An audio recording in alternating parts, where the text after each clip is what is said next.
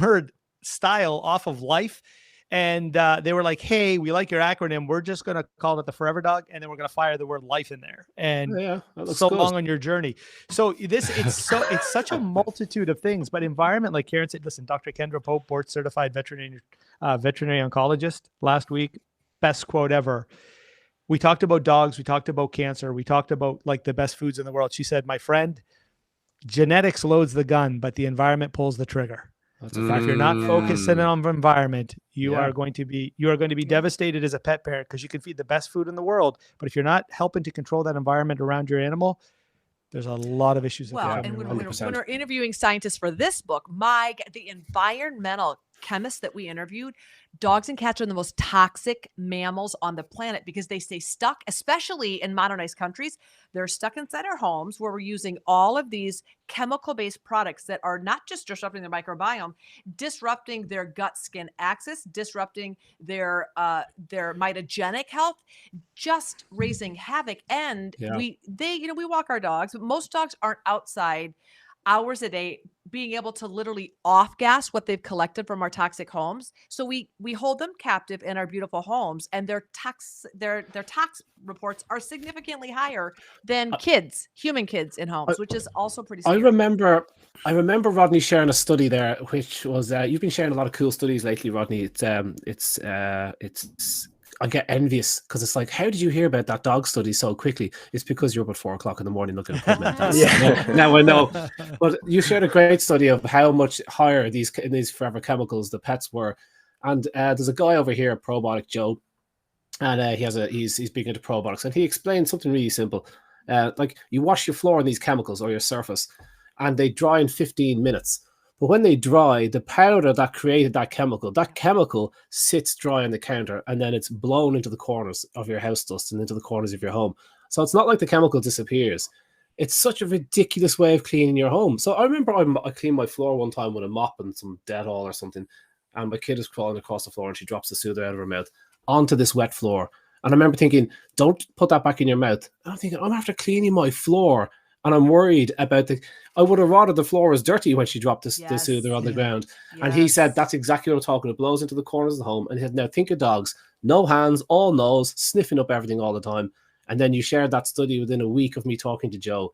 And I instantly got rid of all the chemicals in my home. All of them. Every single one just went down the drain. I mean, people hang on to their bleach and go, oh, wait till my bleach is finished. It costs 50p, guys. Just move. Get them out. You don't need them. You know, I'm really looking forward to just even that bit of it. That's amazing. That is a serious undertaking. I love the compromise there, Connor, that you immediately went, I'm going to get rid of all the chemicals. So what am I going to do? I'm going to contaminate the rest of everybody else's environment. Down by putting it in the drain. Thanks, Connor. Yeah. We love you. Yeah. Listen, it was that undertaking, it was interesting because we had talked about all that research that comes out, especially when you're using green products, right? Like this was a really big one for us. Limonene, which is in most green products that gives you that beautiful scent. The research that had come out that opening your windows and doors immediately after you mop, and that limonene coming in contact with the ozone from the outdoors, creating those secondary volatile organic compounds, those aerosols that get into the air that can be super harmful for your pets.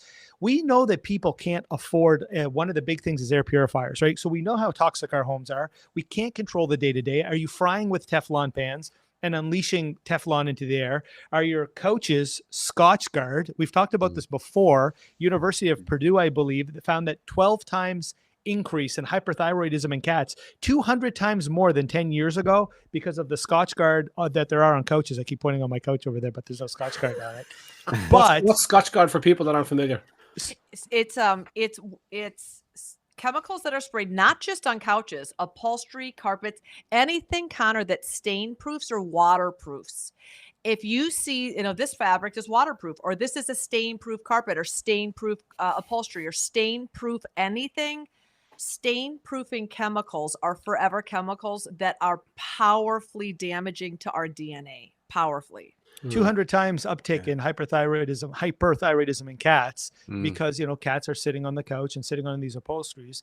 But that's the other thing, right? Teflon pans, same thing. They've got that guard so the food doesn't stick. You're frying it. You're launching things like acrolein into the air. Animals are inhaling them. That test that I posted, 30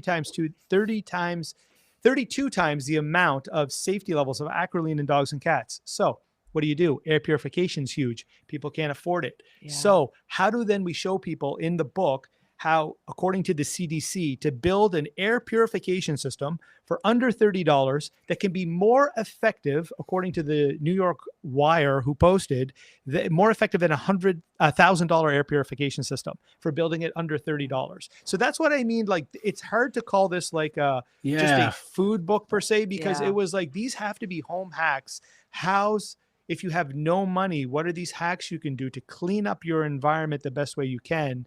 And those are the things that we were really excited about. And a point to make just there is, that's one of the most common upgrades people make when they purchase a car, is to get the stain stuff put on their upholstery. And you're then going to stick your pet in that car with you, and you're going to get warm days where all of those volatile organic compounds are going to be flowing around that car. Yeah, hot butt. If you keep nice and warm, on the heated seat. Yeah. So guys, just think, it's not just the home; it's everywhere. And like on the kids' mattress, flame retardant. And do you hear how this? I could be. Everyone probably knows this at this stage. I think. What was it? Thank You for Not Smoking. What was that cool movie that was about the cigarette industry? It was cool, but Thank You for Not Smoking is the name of it. It's great.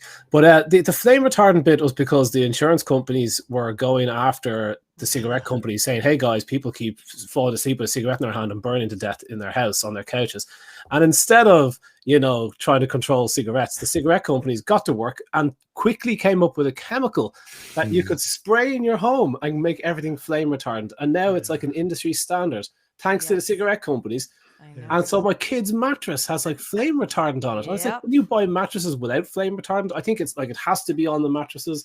It's just crazy, this stuff that's in our homes. And it is. We wonder why cancer rates are going up. And like it's everything. It's a toxic soup of crap, When you overlay the SIDS incident over top of when flame retardants became the law on mattresses, it'll make all your hair stand up. Something in the death syndrome over time, because they're right down breathing. They're breathing in off gassing. I mean, that's not to say there are other reasons for SIDS, but overlay those two stats and all your hair will stand up on your body. So all that to say, our animals can't get away from some of these chemicals that are insidious, that many, many pet parents don't even know are present. And then, cats end up with more asthma, and dogs end up with more nasal adenocarcinoma, and there's more esophageal and GI issues happening with animals. So all of these things are people, we're also focused on food.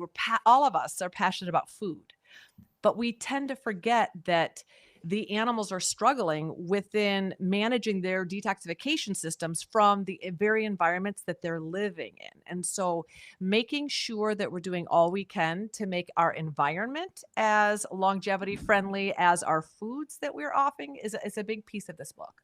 What about the chemicals that go on pets?